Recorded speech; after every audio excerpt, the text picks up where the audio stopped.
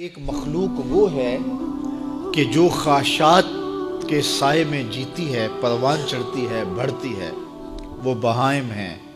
اور ایک مخلوق وہ ہے کہ جن کی تسبیح، ذکر، سجدہ اور قیام ہی غذا ہے۔ اور یہ تیسری مخلوق حضرت انسان ہے کہ اب یہ اس دوراہے پہ کھڑی ہے، چاہے لڑک کے ادھر چلی جائے، چاہے پرواز کرے تو فرشتوں سے بھی آگے گزر جائے۔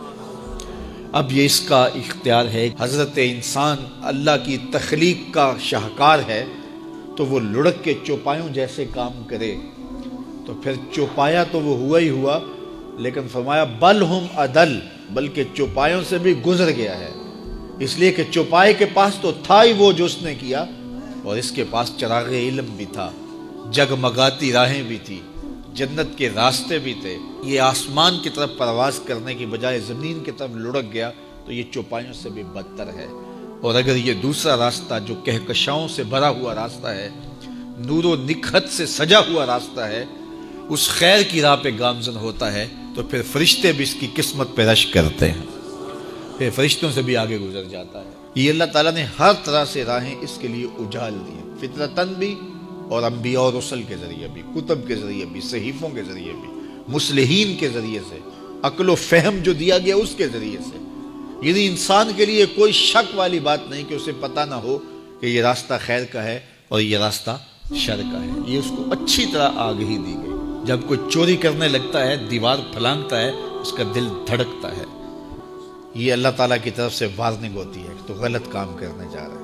جب کوئی ڈاکہ مارنے لگتا ہے، ناکہ لگا کسی کو روکتا ہے، تو اس کا دل ڈرتا ہے کہ تو جرم کر رہا ہے۔ جب بدکاری کو کرنے لگتا ہے تو اس کا دل ڈولتا ہے کہ تم غلط کام کرنے جا رہے ہو۔ جب کوئی کسی کو قتل کرنے لگتا ہے تو جب وہ مقتول پہ حملہ آور ہوتا ہے تو دل ڈولتا ہے کہ تم غلط کر رہے ہو۔ حتیٰ کہ دیوار رکھتے ہوئے ہمسائے کے 2 انچ بھی دبانے لگے تو دل ڈولتا ہے کہ تم غلط کر رہے ہو۔ یہ جو تیز تیز دل دھڑکنے لگتا ہے گناہ کرتے ہوئے، تو یہ اللہ کی طرف سے اسے بتایا جا رہا ہوتا ہے کہ تم غلط کر رہے ہو۔ حضور سے پوچھا گیا کہ ایمان کیا ہے؟ فرمایا جب نیکی تجھے خوش کر دے اور گناہ تجھے دکھی کر دے، فانت مومن، تو تو مومن ہے۔ تو کسی کو پوچھنے کی بجائے اپنے اندر سے فتویٰ لیا جاتا ہے، اندر ہی بتاتا ہے کہ اچھائی کیا ہے، اندر ہی بتاتا ہے کہ برائی کیا ہے۔ اب وہ کس راہ پہ چلے گا؟ میرے حضور نے فرمایا جنت کا راستہ مشکل اور کٹھن ہے، اور جو جہنم کا راستہ ہے وہ آسان اور آراستہ ہے، شہوات سے سجا ہوا راستہ ہے۔ اب تمہیں پتہ ہے کہ انجام کیا ہے اور تمہیں اختیار دیا گیا ہے۔ بعض لوگ اختیار کو اللہ کی رضا سمجھ لیتے ہیں، تو یہ بات جانیے کہ اللہ کی رضا میں اور اس کی مشیت میں بڑا فرق ہے۔ بعض لوگوں کی رسی اللہ نے دراز کی ہوتی ہے تو لوگ کہتے ہیں اللہ راضی نہیں ہے تو ایسا کیوں ہے؟ یہ کون سی کہانی ہوئی؟ ظالم جابر لوگ تختوں پہ بیٹھ جاتے ہیں، مختلف حکومتیں سنبھال لیتے ہیں اور خلق خدا کی ناک میں دم کر دیتے ہیں، لوگ کہتے ہیں اللہ راضی نہیں ہے تو ایسا کیوں ہے؟ یہ کون سی بات ہوئی؟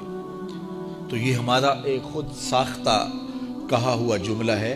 حقیقت میں کیا ہے کہ اللہ کی رضا اور ہے، اللہ کی مشیت اور ہے۔ یہ اللہ نے ہاتھ دیے ہیں، اللہ کی رضا یہ ہے کہ ان ہاتھوں سے اچھے کام کیے جائیں۔ آنکھیں دی ہیں تو ان آنکھوں سے قرآن مجید کی تلاوت کی جائے، اللہ کی قدرت کی نشانیاں دیکھی جائیں، لیکن آنکھوں کو شہوات سے بھر دیا جائے، ان ہاتھوں کو ظلم سے بھر دیا جائے تو اللہ روکتا نہیں ہے۔